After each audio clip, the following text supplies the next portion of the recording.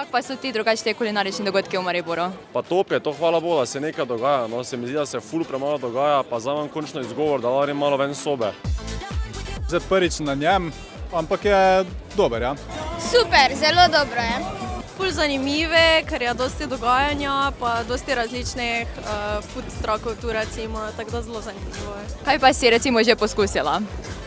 Jaz sem jedla tako tu, ful božanske, res dobro. V bistvu jaz nekaj teh ponudnikov že poznam odprej, ker dostakrat sodelujemo. Tako da moram priznati, bil sem na pivu in pa jedel sem tukaj pri sosedih.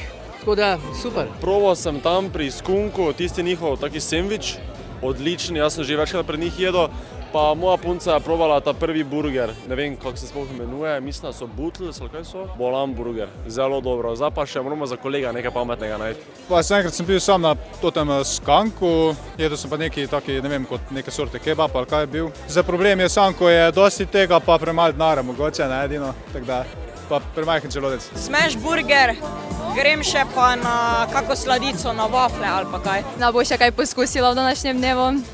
Mogoče še kakšen wafel ali pa kaj sladkega v glavnem. Ja. Mogoče tudi kekse, prkarim. V bistvu imamo makaronse brownie, kukije, imamo tudi eno novo sladico, to je opera rezina in pa tiramisu, pa nakota, pa mislim, da bi šlo še kaj. In se splača poskusiti? Seveda.